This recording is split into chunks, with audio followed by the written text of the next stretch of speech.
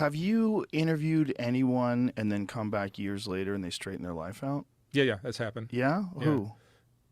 I've done 5,000, Right. and it's literally like 4 that I know of.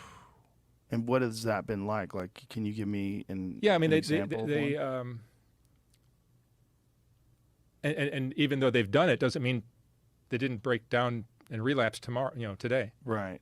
That happens all the time. So Yeah. just as they got clean doesn't mean they're going to stay clean. But the ones that I believe in the most, because some people told me they were clean, but I don't buy it.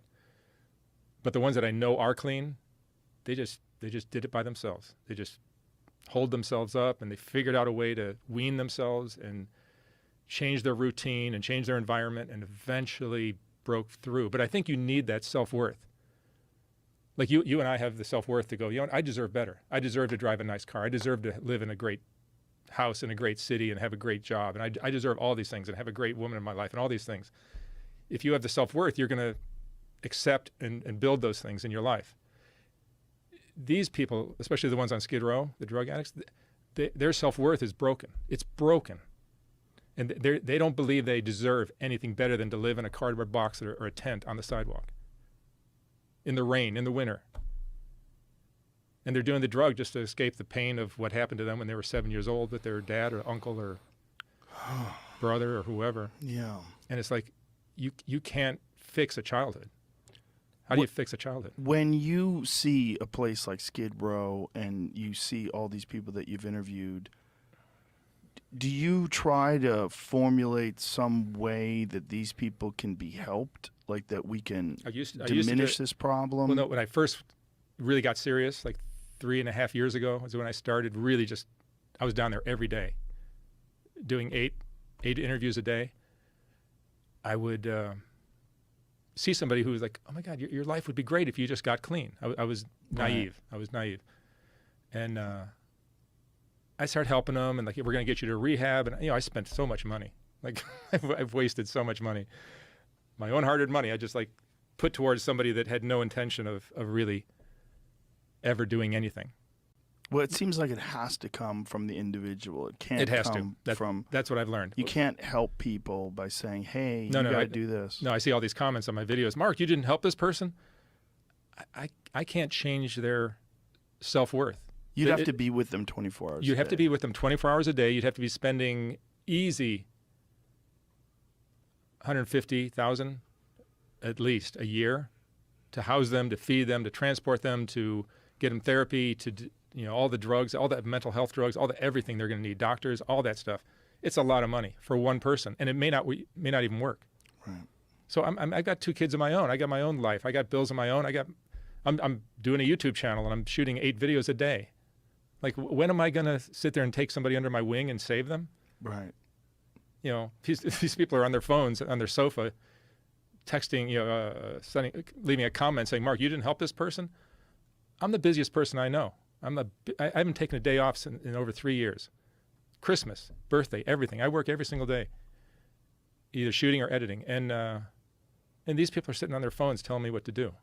They can't get off their ass and maybe, clear out their bank account to save somebody. But even that probably wouldn't do it. And still wouldn't work. What do you think could be done?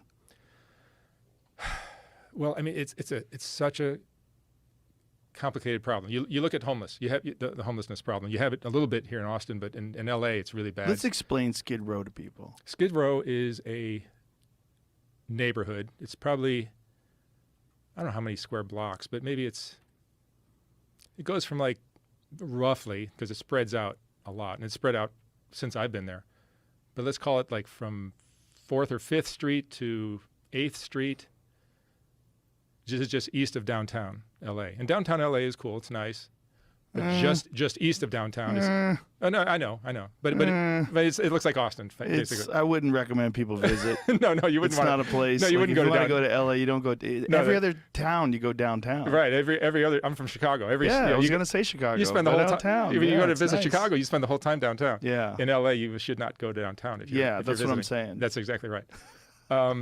But Skid Row is this neighborhood just east of downtown. That is the Yeah, Jamie's got an image of it. Yeah, there it is. So, Let's find some photos of it because it's kind of an enormous swath of land that's been completely abandoned. It seems like. but like this girl smoking right here, Yeah, that goes on every block. The cops will roll by. Nobody's stopping her. she's smoking meth. She's smoking Something. meth or crack or whatever, fentanyl. Yeah. And they're living like that. Let's find a video of it so you can see the scale of it because it's pretty intense when you see people like.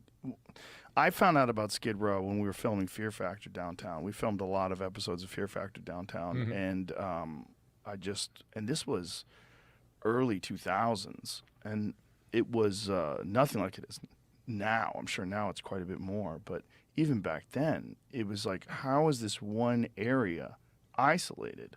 Like, how is this one area just filled with homeless people and drug addicts and criminals? And I really didn't know until I watched this Netflix series on the Jerome Hotel. And it was about that woman who died in a water tank. Are you aware of that story? I don't, but I've heard everything. It's a woman who got off her meds, and it was there was a video of her in an elevator, and it looked like someone was following her, and she was like looking out of the elevator, and then the woman turned up missing, and her family went to look for her. And what it turned out was that's a crime Cecil scene. Hotel. I'm sorry, did I say the Jerome? Cecil. Cecil. Where's the Jerome? Is that down there too? No idea. I don't know the Might have Jerome, made but that the, up. the Cecil's, Cecil Hotel. Cecil's notorious. The Cecil. That's the one I meant. The Cecil is a hotel. I've heard so many stories. My favorite or the most horrifying is so many people used to get thrown off the roof of the Cecil Hotel that the little chicken restaurant on the corner used to have a jar where you could put your money in and place bets on what floor the person would have been pushed out of, Jesus Christ. whether it's the roof, the 13th floor, or the 12th. How many? Oh, I've heard of like hundreds. I think maybe I'm exaggerating. Stories get exaggerated over the years, but So this documentary was about this woman, and she had gotten off her medication. And at first, it was like a crime murder mystery, and then as it goes on, you realize, no, this lady had just escaped from her family and got off her meds, and she was paranoid schizophrenic, Yeah. and it's always none of these stories are as simple as, oh, I just got shot or I just got stabbed. yeah, There's mental health that's mixed in. I mean, the whole problem. Like, you asked me what the problem is with all this. So you see homelessness. You see all these homeless people on the street in L.A. or in San Francisco or Seattle or Portland or Vancouver, or you see it in a lot of cities. It's really bad in L.A. and San Francisco, and the West Coast for some reason has a ton of it.